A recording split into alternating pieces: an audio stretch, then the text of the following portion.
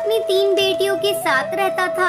उसकी बड़ी बेटी का नाम टुनटुनी चिड़िया था और मंझली बेटी का नाम टूनी चिड़िया था और सबसे छोटी बेटी का नाम भूरी चिड़िया था। तीनों बेटियां बहुत ही संस्कारी थीं।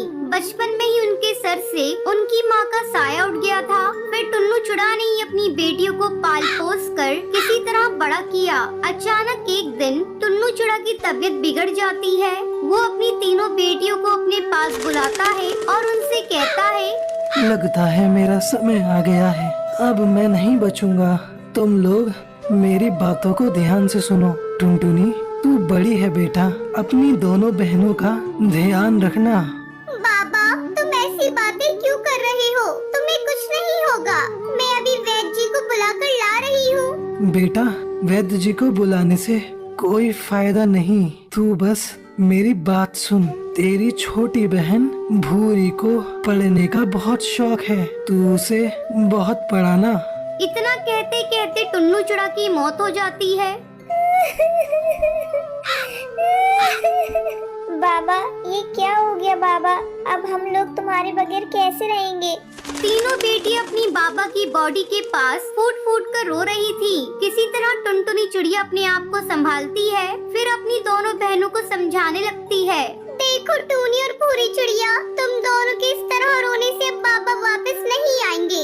अब हम लोगों को ही अपने आप को संभालना होगा। तुम लोग चिंता मत करो, तुम्हारी बड़ी बहन अभी जिंदा है। मैं तुम लोगों की देखभाल करूंगी। इस तरह कुछ दिन गुजर जाते हैं। एक दिन टुनटुनी चिड़िया काम की तलाश में जाने लगती है। तब टूनी चिड़िया उससे कहती है, दीदी, मैं भी तुम्हारे साथ चलती हूँ। हम दोनों मिलकर कुछ काम करेंगे तो ज्यादा पैसे आएंगे। टुनटुनी चिड़िया के लाख मना करने पर भी टूनी चिड़िया नहीं मानती। फिर दोनों बहनें काम की तलाश में जाने लगती है। दीदी, मैं भी चलूंगी आपके साथ। आपके बिना मैं घर में कैसे अकेली रहूंगी? फिर तीनों बहनें साथ साथ काम की तलाश में जाती हैं। काफी देर तक भटकने के बाद टुनटुनी चिड़िया को अचानक से बंटी कबूतर बहुत सारा सामान लेकर आता हुआ दिखाई देता है। टुनटुनी चिड़िया उसके पास जाती है और उससे कहती है, अरे बंटी भैया, हमारे रहते आप इतना भारी सामान लेकर क्यों जा रहे हैं? लाइए, मैं इसे आपके घर तक पहुंचा देती हूँ। जो मर्जी आए, आप मुझे मजदूरी दे दीजिएगा। बाबा के मरने के बाद हमें काम की बहुत जरूरत है। ठीक है, उठा ले सामान और मेरे घर तक पहुंचा दे। मैं तुझे 10 रुपए दूंगा। फिर टुनटुनी चिड़िया सामान उठाकर बंटी कबूतर के घर तक पहुंचाने के लिए चली जाती है। उसके जाने के बाद टूनी चिड़िया भूरी चिड़िया से कहती है, चल भूरी चिड़िया, अब हमारी बारी है। हमें भी कोई काम ढूंढना होगा। वो दोनों काम की तलाश में थोड़ा आगे जाती हैं। वहाँ एक कालू कौवा पकोड़े तल रहा था। दोनों बहनें उसकी दुकान पर पहुँचती है। भैया, क्या आपकी दुकान पर हम दोनों को काम मिलेगा? हमें बहुत जरूरत है काम की। हाँ, तुझे पकौड़े तलने का काम मिल जाएगा और तेरी बहन ग्राहकों के झूठे बर्तन साफ कर देगी। बदले में मैं तुम दोनों को खाने के लिए भोजन और कुछ रुपए दे दूंगा। बोल, तुझे मंजूर है? हाँ भैया, हमें मंजूर है। हम दोनों बहनें आपकी दुकान पर काम करेंगे।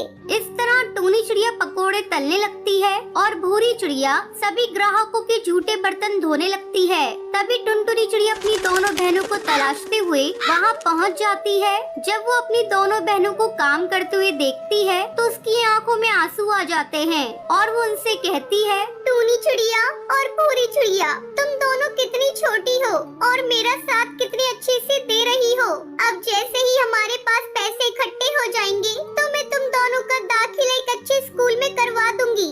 इस तरह तीनों बहनें काम करके अपना पेट पालने लगती हैं। जब उनके पास कुछ पैसे जमा हो जाते हैं तो टुनटुनी चिड़िया अपनी छोटी बहनों का नाम एक स्कूल में लिखवा देती है, क्योंकि उसे अपने बाबा का सपना पूरा करना था। अपनी छोटी बहन को स्कूल जाते देखकर टुनटुनी चिड़िया बहुत खुश होती है। इस तरह तीनों बहनें खुशी खुशी अपनी जिंदगी बिताने लगती हैं।